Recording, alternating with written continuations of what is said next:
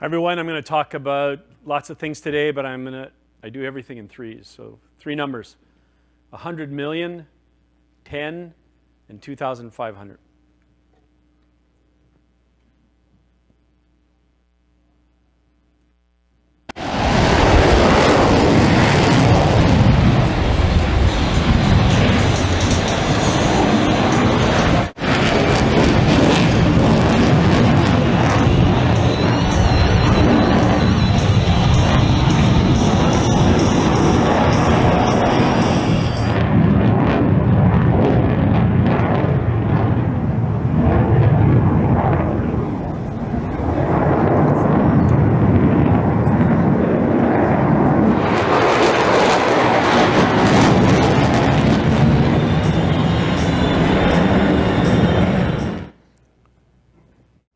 In June of 2017, we took the F-35 to the Paris Air Show for the first ever public demonstration of the jet. It was 10 years after our first flight, and we were doing remarkably badly in the public press. Everyone had a story about the F-35, and none of it was good. And it was time to show it off in person. There's my agenda in front of you. We're going to talk about kindergarten rules, ambidextrous thinking, truth data, and polar bears. My name is Billie Flynn. I was this F-35 senior test pilot until a year ago. I spent 17 years at Lockheed Martin as a test pilot. I flew that, and I created and flew that first flight demonstration, sort of the father of the F-35 air show. I'm going to talk about simulation and what it meant to the demonstration that we created, and as we have moved forward, integral in so many steps along the way that you would not intuitively think of when you think about a fighter jet. Perception is reality. I saw it earlier today with Trigger Jordan when you put it up there. It really is the truth. The F-35 is the largest defense program in history. And what is said and thought about it was often completely divorced from what was happening for those of us who flew the jet for real as test pilots. And it didn't matter how good the jet was really doing. What the public thought mattered most because it sticks. And what is fifth gen? So stealth is not Harry Potter and the Cloak of Invisibility, like the books and the movies that we've all seen, and it's hard to understand. And sensor fusion is just impossible to explain to any audience at any level, from politicians to key stakeholders to the media to John Q. Public. Unless you're this crowd and people like me, the ultimate geeks, you would never understand what that's all about. And so we could never get and convey properly the message across to anyone. And then there was a story. It was leaked as part of a flight report back now some years before my event. And it essentially was perceived to say the F-35 couldn't dogfight. And it couldn't fight a 40-year-old, two-seat, two-tanked F-16. And why in heaven's name would you spend billions of dollars on a fifth-gen product if you couldn't dogfight an F-16 from the last generation of fighters? And we were never, and I do mean never, getting past that story, no matter where we were in the world. And we didn't go to air shows. We had this extraordinary test program of F-35s on the East Coast at the Naval Air Station at Patuxent River, where I live, and on the West Coast at Edwards Air Force Base. And we were flying 7 days a week for years on end, trying to get through our test program. We had no bandwidth to go to air shows. But when you don't show up, well, your buddies at Boeing and your buddies that work for the Swedish company Saab or Eurofighter, which I used to fly, they spend a lot of time trash talking you when you're not there in person. So you really have to go to these air shows to be seen. I know a little bit about air shows. I flew the F-18 air show now some decades ago. And I started to put together the parts of what an F-35 could do. It has the biggest fighter engine ever developed. It puts out 43,000 pounds of thrust. One motor, that's basically the same as 2 Super Hornet motors in afterburner. Okay? I flew F-18 air shows, so I know the F-18 highlights is a slow speed pass at high angle of attack, better than any other airplane. And it could always do a square loop, renowned for that. And I knew the F-35 could do that. The F-35 can fly up to 50 degrees angle of attack. It can do yaw rates at 50 degrees a second. And the only airplane in the Western world that can do that is an F-22. And he's got thrust vectoring and I didn't. But that's pretty decent, impressive combinations of what to do. And we knew how to put it together, or what we would like to show. But an air show is not something that Lockheed Martin or any of us had done in many years, like 45 years before in the original days of the F-16. And we didn't know where to go. But as test pilots, we understand how to take a clean sheet, build an airplane, and fly it for the first time and then clear an envelope. When we do things in envelope expansion mentality, and we do stuff step by step, which is the approach I took. I considered this a full-up test program. And the masters of the world, I'm convinced, that know about risk are the people that do test work, test engineers and test pilots like myself. We mitigate every element of a risk of everything we do. We take away all the variables so that we can control. And we understand the reward from that. What we get is to fly an airplane, develop an airplane, and let it, in my case, go to war and come home every time. Air shows have nothing to do with risk, and they have everything to do about danger. And if you just went on YouTube while I'm talking right now and Googled in or typed in airshow crashes, there would be just a non-stop list of videos of all the things that have happened. And in my time flying air shows, I was really cognizant of what that was all about. I'm a fellow and a past president of the Society of Experimental Test Pilots. And many years ago, when I was a young test pilot, I saw a report. It was done at the end of the 1980s, and it was about all the air show accidents that happened that long ago. And it was a huge report. I remember listening to a briefing about it. And when it came time to do this F-35 air show, I could have just changed the dates and everything else would have applied to the world that I was trying to go into with the F-35, because it's always been that dangerous. And even at Lockheed Martin, one of my peers, a test pilot, was maimed for life in an air show practice in an F-16 that went all bad. And so it was really close to home how bad this could turn out for us.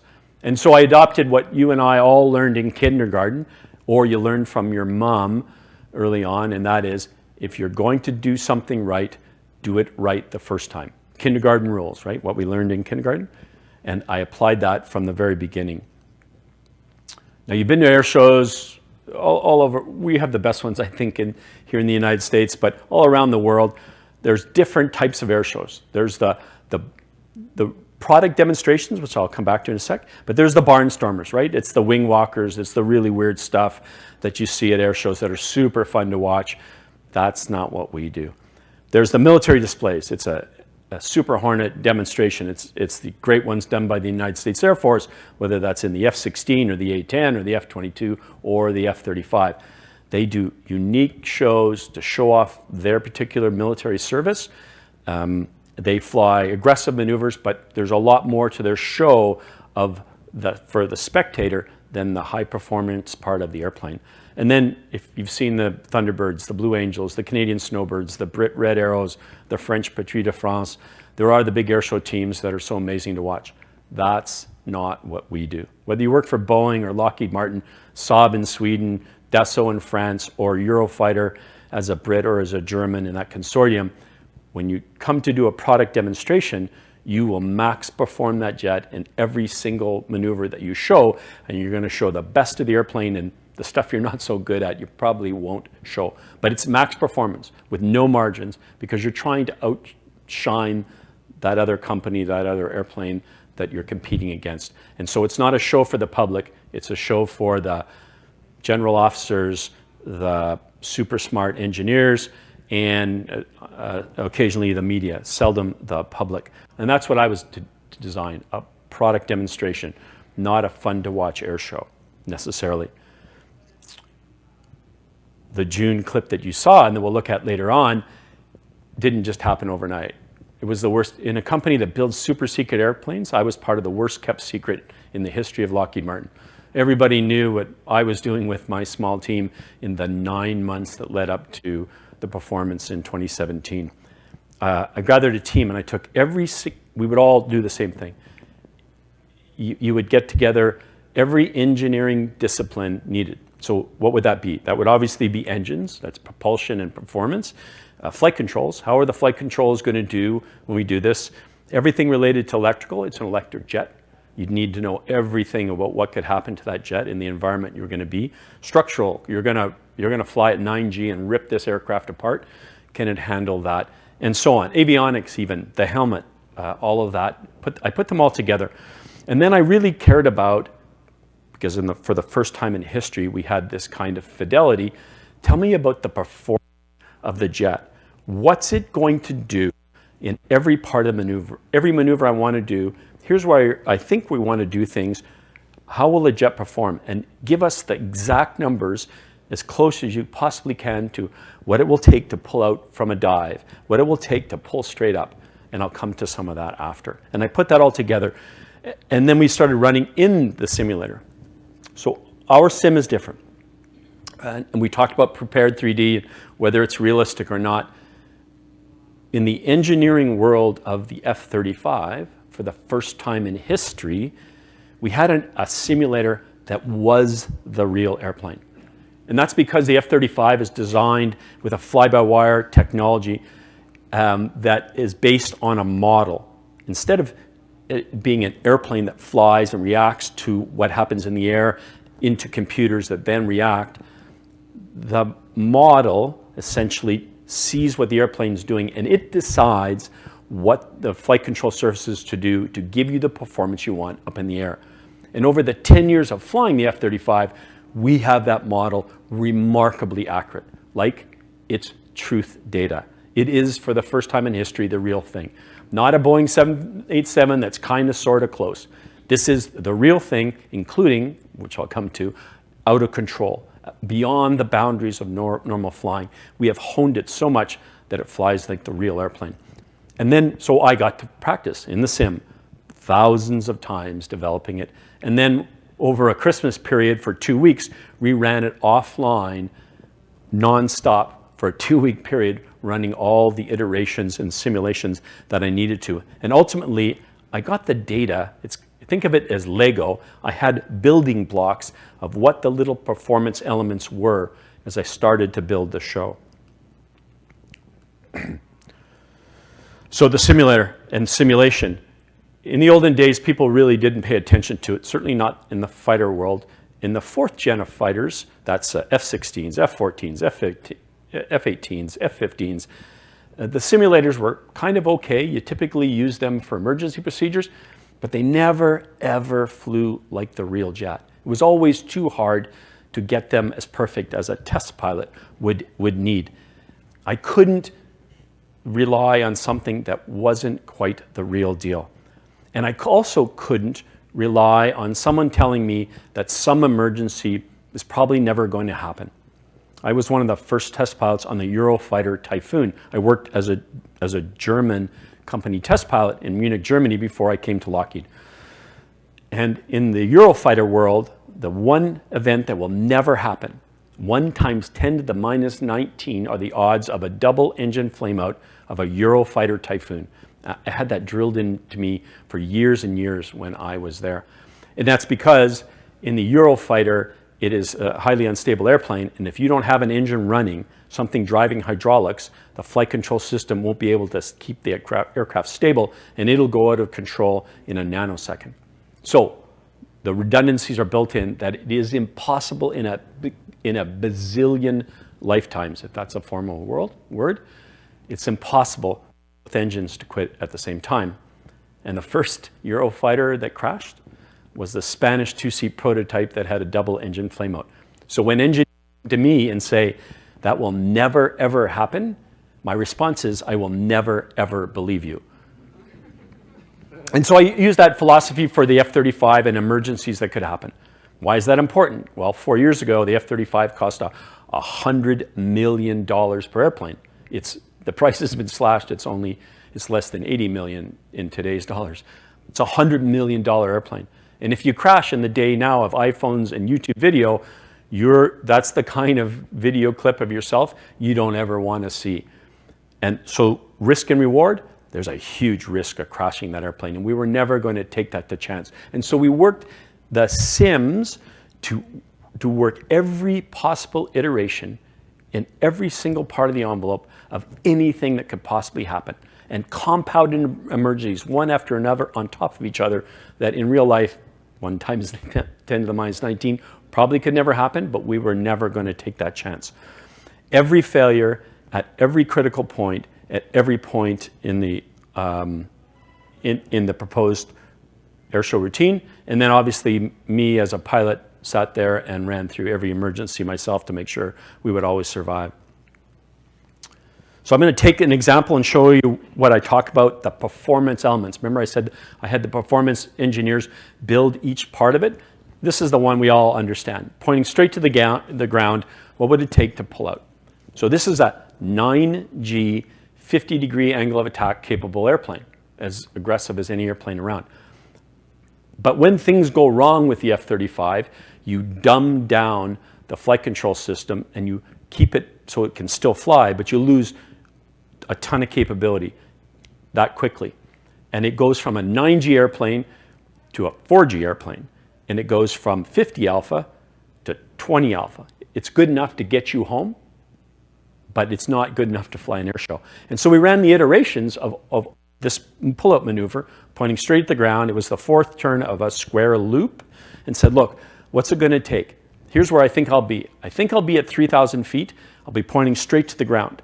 At the ideal place, I bet you I have about 8,000 pounds of gas. I'm probably doing 250 knots, nautical miles per hour. I'm in full afterburner, and I'm going to have 50 degrees angle of attack available to me. But now let's iterate this, because our performance models are near perfect. Let's assume that I'm light on fuel, 6,000 pounds, or I'm heavy on fuel. Let's iterate me and say I lose the afterburner and I have military power, or even, by the way, the engine quits as I'm pulling out and before it restarts. I'm slow at 200 or I'm fast at 300. I work from 20 alpha in 5-degree increments all the way to 50 alpha. And the number that comes out of this is 2,387 feet. That's what it's the worst case scenario for me, pointing straight at the ground to recover. And how does that turn out? Because you lose your computational capabilities once you sit in the cockpit. I didn't know that number, but I would remember 2,500. And that's the number that I always knew where I would not crash and die in an F-35. So we call this the Hot Wheels track. It's a ribbon diagram is another way. And when you go to an air show, you present this to the organizers because you're going to tell them what you're going to do. There's half of you folks here in the audience and online that have absolutely no idea what Hot Wheels is.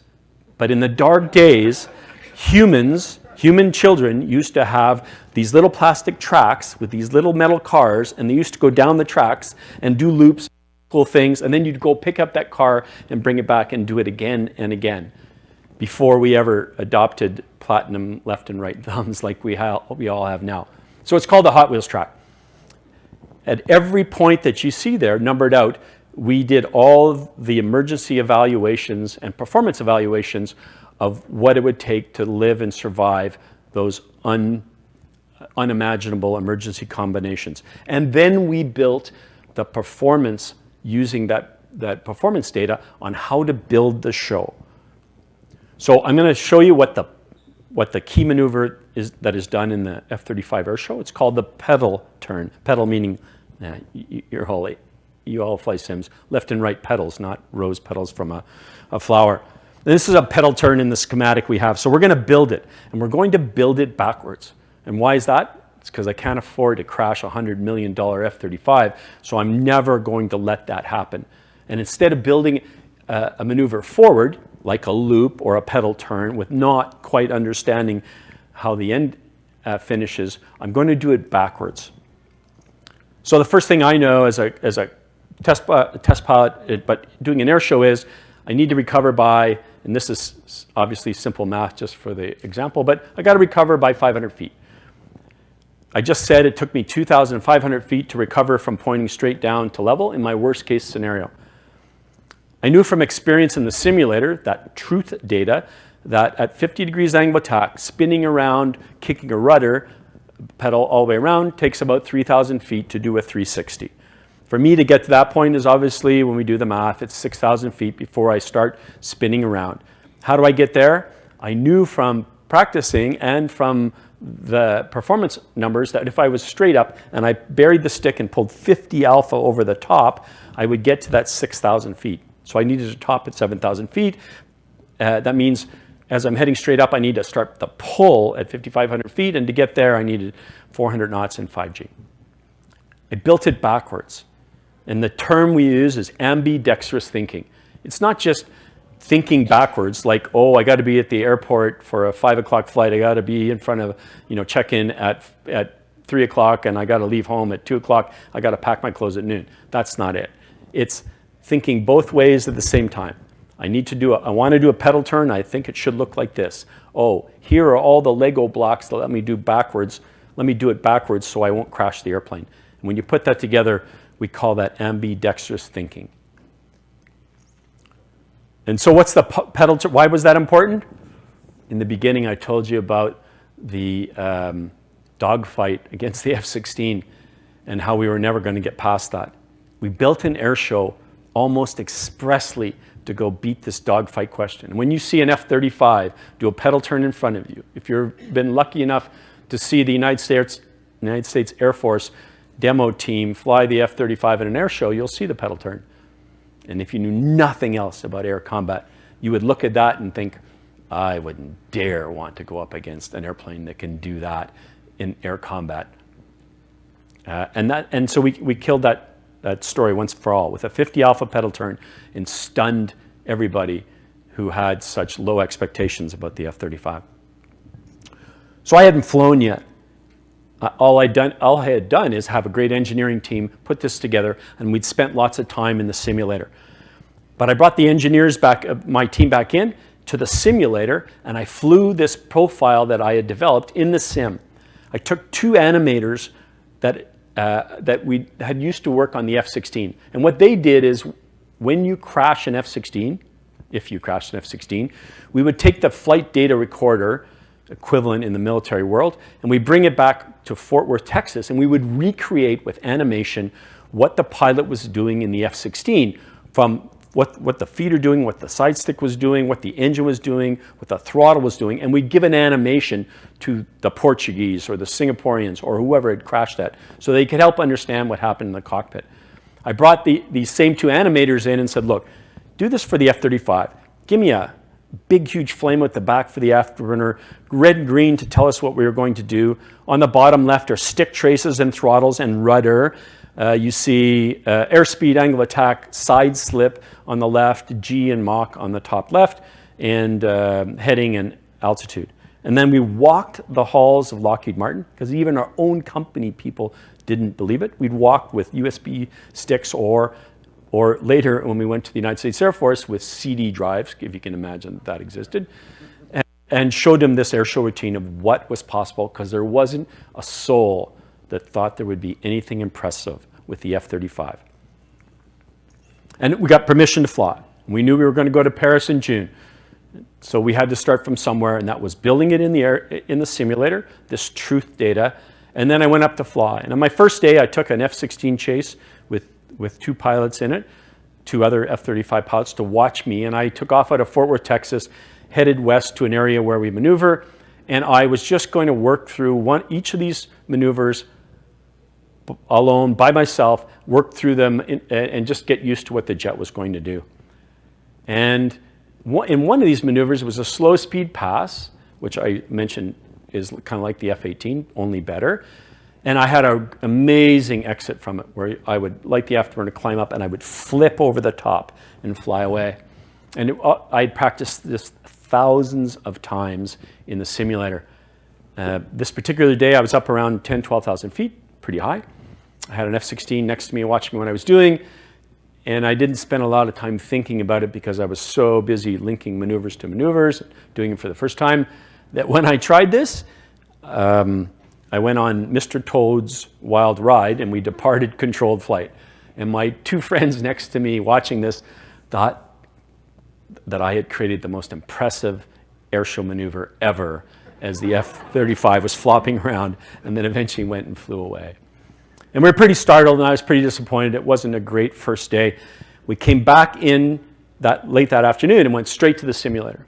And we had the data from the jet ported over, not easy when it's all relatively classified, over to our simulator and downloaded it into the simulator. And overnight, the engineering team that I had went and recreated everything that I'd flown to allow us to watch it in an animation.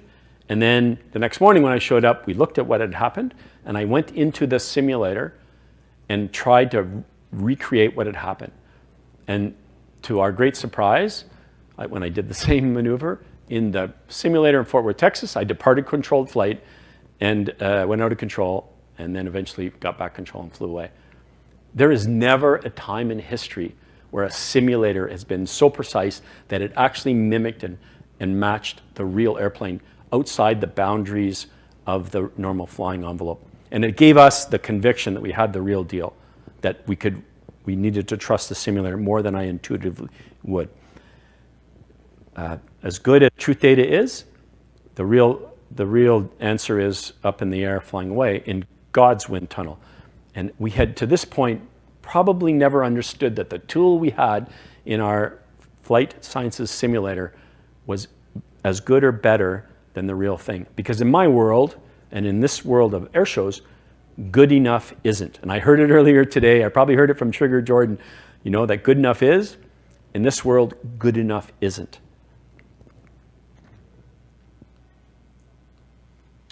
So I'm going to show you this just because it's a unique place to fly. You'll not understand anything of that green there, but it's the airspace over top of the airport called Le Bourget in Paris. If you've ever been to Paris, Charles de Gaulle is the big airport to the north of Paris, and just south of there is this airport. It's now for corporate jets, and at this place where they've held the Paris Air Show for decades upon decades, they have a pretty tiny airspace that you're allowed to do your air shows in. And they have a million rules. And they have a million rules because airplanes have been crashing at the Paris Air Show for 40 or 50 years. And so they don't allow any hot dogging. And they're pretty clear about how far you're allowed to go north. Charles de Gaulle Airport is there. How far south? The Eiffel Tower in the city of Paris. And how high you can be, what towns you can fly over. And they have this wedding cake layered air show box, or rectangle sort of that it is, with the tiniest restrictions. And basically it says you can't fly past the end of the runway this way or that way, and you can't fly over the towns. They have umpires. They track you three-dimensionally as you fly along, and it's like soccer. So if you have a bad day at the Paris Air Show, you'll get a yellow card like in soccer, right? And if you do it twice, you get 2 yellow cards, you're out, you get a red card and out. Or if you're a Russian, you just get a red card and they kick you out of the Paris Air Show. Every single day we went back to the simulator that we knew. And we went back to the simulator that we knew because it was the truth data. What we had produced was a not very interesting animation, which is why I didn't include it, but it had an engineering animation of everything that happened. The lift vector where we're going, exactly where the jet was pointed, but where it's going every single time. All the engineering parameters that I would possibly have needed, from angle of attack to side slip, but also accelerations. How fast was I accelerating towards the angle of attack I wanted? How fast was my side slip accelerating? And all of those were presented to us each time. So I'd land. My show was probably done by 3 in the afternoon. At that point, we're 7 hours ahead of Fort Worth, Texas. We download data, we send it back in a secure network to Fort Worth, Texas. We go to bed that night in Paris while the data is being processed in Fort Worth, creating this animation, which is then sent back while we're asleep, so that in the morning when we get back up and go back into our jet, we get to preview the video from yesterday to show us what happens. You can take 1 million pictures and videos from the ground, but it is immeasurable the help of having a simulation produced video that shows me exactly what the jet did the night before or the day before. I'll put this in just for the fun of it. It's a really hard place to work out of. It takes 1.5 hours to get onto the site because you have to go through huge lineups and metal detectors, and they strip everything away from you. And then eventually you get to walk through the gates in towards your chalet or wherever you're working. And at the end of the day, it's worse because everyone stays to the end of the air show and you all leave at the same time, and it takes you an hour just to get off the site. That's an hour and a half to get on and an hour off. And you've lost 2.5 hours of your day besides being a super long day. Unless you know that there's a pilot entrance off to the side, because the pilots get to walk 100 yards to a control tower where the heads of the air show are there. And when you go through that gate, they find out that you grew up in Canada and you speak French, and you speak to Saeed, and Saeed has a brother in Vancouver, British Columbia. And Saeed's brother is going to be an ice trucker, if you ever remember that reality TV show. And he's going to drive to the Arctic this coming winter. And you know all about polar bears. And you know that if you eat a polar bear liver, you'll die instantly. And you know the story of a polar bear that reached through the top of an igloo, grabbed the human, lifted him up by the back of his neck, pulled him out of the igloo, and then looked at him, realized it wasn't a seal, and let him go. And that man still lives with the bear scar marks up the back of his head. And all of a sudden, you and Saeed are new best friends. And pretty soon, the entire Lockheed Martin airshow team is coming in the side gate instead of going through the metal detectors like everyone else. And it was the most important part of my story of Paris, because it was all about the teamwork. And especially the guys in the simulator that kept me alive and worked every single time I flew. So how did we do at the Paris Air Show? The dogfighting story that wouldn't go away. I practiced, you have to qualify to fly at the Paris Air Show. And so I flew for 3 days leading up to the official show. And the air show director, he was a chain smoker. I know chain smokers don't exist in the United States anymore, but they certainly do in Europe. And he bid it in a meeting early in the morning, like a long 2-hour meeting. He comes rushing out of the meeting and he sees the door that's open because he's going for a cigarette. And he's got it in his hand and he's going to smoke because the nicotine fix has kicked in. And he sees me off to the side and he knows I speak French, and he comes over to me and he says, in French, he says, "Your show, it's méchant. The noise that jet makes, it's méchant." And méchant means nasty. It means wicked. And I couldn't think of a nicer compliment for a Frenchman to a Canadian, an American. In a 6-minute airshow routine, we crushed the myths of 10 years of dogfighting and everything the F-35 could or could not do in our airshow routine, and we changed the conversation of it forever. So what did we learn, and how does it apply to this audience, and why am I here? 1, kindergarten rules. If you're going to do something, do it right the first time. It applies to every design I see, all the work I do at the International Test Pilot School now, everything I look at. If it's not done to the satisfaction, in my case, of what a test pilot would expect, it's what we drive to every single time. Because it really does matter, because people really do notice, and because our products are supposed to be as close to the real thing, not good enough for a youngster, but good enough for the sophisticated people that want to use the tools. Ambidextrous thinking. Really hard problems are hard to crack, especially if it's new technology, doing things the same way we've always done them. And what we learned at the Paris Air Show is going backwards, building a show backwards is a methodology that helped us get through a super risky, not just technical, but real live risk, a super risky task that we had, and be as successful as we were. Truth data. Trigger Jordan said today, truth, good enough is, and I'm here to say good enough isn't. And I'll give you the example. When I sit in a sim, as someone who's done this for 40 years flying fast jets and 30 years as a test pilot, I can tell you in less than a couple minutes, does this fly like the real thing? Is this a real flight model, or is it so far off my brain will turn off and not pay attention? And most aviators in training think the same way. As soon as they know it's not the real thing, their brains turn off and go, you know what, it's just a sim. I can't, it's not gonna help me. Or if the inceptors, throttles and stick, don't work like the real thing, at some point our brains are gonna turn off and go, you know what, not the real thing. It's not negative learning. Trigger Jordan talked today about how important it is to think far ahead, but the tools we give people are hugely, hugely important to allow them to do that. And then finally, in everything we do, and I lived in a world of engineers for so long and engineering teams, none of us go it alone, right? Whether you're a designer, you're a coder, any part of this, the only way we get anywhere is with team and lots of help and acknowledging the capabilities of everybody else that's there to help us. I'll save you that airshow routine right now. How about some questions? And I'm happy to entertain anything that you can think of asking. All right, don't have anything online. If anybody has a question, just raise your hand and I'll be able to come down with you with a microphone down in front.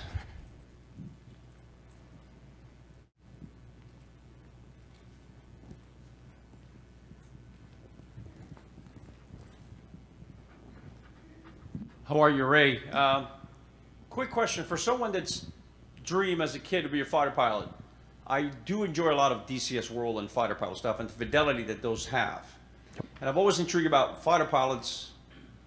Where is a good written reference where I can do and learn the stuff that kind of you did on my own? Is there anything unclassified? In other words, there's a jet out there, I've never flown it before. I want to go ahead and simulate and do maneuvers without wrecking it. Make sense? It does, and so there are lots of forums out there. I know guys who sim together, who BFM together, who link up 4 planes and go fly maneuvers. In one case, he's an airline pilot and he's never touched a fast jet in his life. But they're as good as anybody else out there, and they surprise the fighter pilots who get invited to do it. I don't know of a reference that you would go to, other than there's probably books somewhere about how to do real basic fighter maneuvers and where it all goes. Let's be really clear, and if you were lucky enough to listen to Trigger Jordan today and you know anything about the United States Air Force and pilot training next, the value of Prepared 3D, this room was pretty full with everyone keen to listen. DCS, which I'm familiar with, where simulation going is not the world that I came from. It is VR. It is, and we didn't talk about it in Prepared 3D, but mixed reality is a real thing. If you read about Red 6 and talking about where AR is going to go, everybody that isn't ready to hang on to their bootstraps because this train's accelerating out of the station is going to get left behind. Because the old days of big dome simulators, the old days of fixed base, cost $1 bazillion with eight different cameras to fill screens, those are completely dead. Flight models exist that are the real thing. I have flown them throughout my F-35 life. They exist in this day and age. The presentations are so amazingly realistic with high-end goggles now. They're better than you're ever going to get from any big simulator builder. CAE will hate me saying that. And the reality is that what you're going to be able to do with a jet, an aircraft flying it, is going to be as close to the real thing. And we are going to stop wasting taxpayers' money and blowing gas out the back. As much as I have 6,000 hours in jets, nothing to me is more fun than flying, but we're going to stop wasting our money on that, and we're going to do it all in sims, and we're going to be better beforehand. And I'll finish by saying, I'll tell you the real reason why. In an F-35, at 30,000 feet, I see 300 miles in front of me easily. I see hundreds of miles all around me.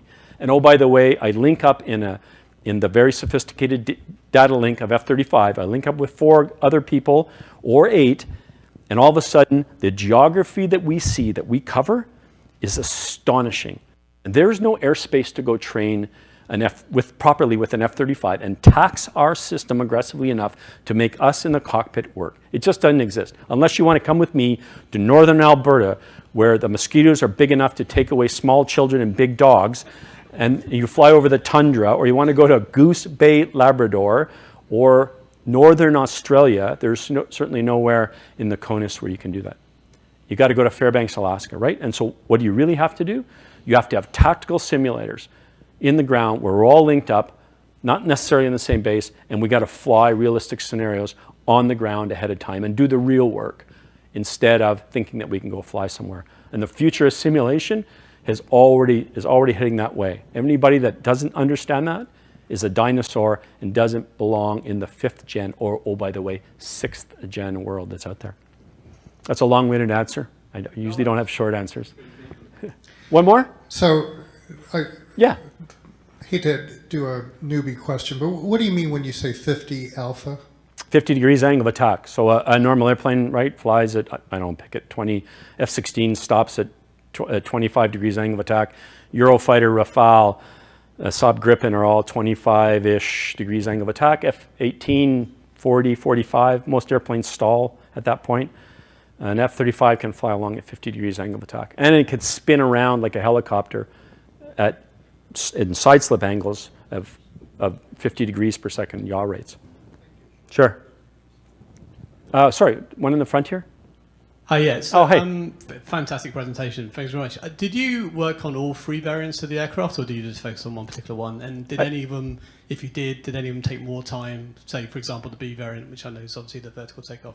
It's because you have a British accent. You want to talk about the... Yeah, well, that's the only one to be bought, right? Because the Brits bought the B model. I flew all three. I was at Patuxent River, Maryland, where I was based for 10 years. I did all the high-speed work on the B and C, and I flew A models for the air show, but also when I was back in Fort Worth, Texas, where they're built. I'll tell you, so most of the airplanes that will be built will be A models, conventional takeoff and landing version, takeoff, right, for those who don't know, off a normal runway, land on a normal runway. And you'll see them all over the world, already started. The B model is the short takeoff vertical landing, Stovall variant. You press a single button here, it converts into a vehicle that conceivably can take off vertically, really not, but it takes off in a very short distance. It'll land off a hover, hands off, different than the Harrier that it replaced, or land in a very, very short distance, like really, really short. Less gas, because to do that, 5,000 pounds of gas got replaced by the power plant in the back. And then the final version, only flown by the US Marine Corps and Navy, is the F-35C. There's some of them here in Miramar. It's got a bigger wing, bigger undercarriage to land on the big deck US Navy carriers. If you ask me what I like the most, I'll tell you that flying an F-35C and turning it is like carving a snowboard in powder at Vail, Colorado. It is the wing that was meant for that jet, and it's just an extraordinary airplane to fly. And when you come to land, because it has a big wing with ailerons, it lands 15 knots slower than an A model. You are in on a Zeppelin, like you're barely moving. It's the remarkable jet of the three.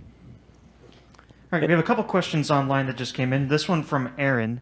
When downloading the flight data, I'm assuming into the simulator, would they find some aircraft underperforming or overperforming beyond spec? Has that happened before? No.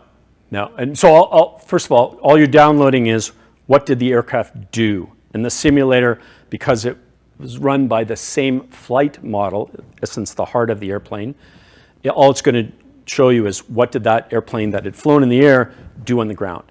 And have we ever seen the aircraft do better or worse than what we predicted?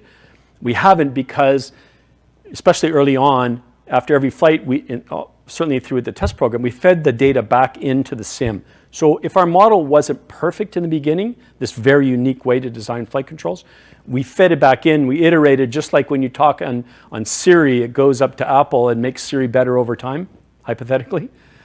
We did the same thing with the flight control system. So by the end, it's the real deal. And every airplane flies the same. All right, and in the 60 seconds we have left, this is from Alvaro. What does it take to become a test pilot? Is there a special school? Do you need a lot of experience? What does it take? Let's assume civilian or military, but let's pick the military path.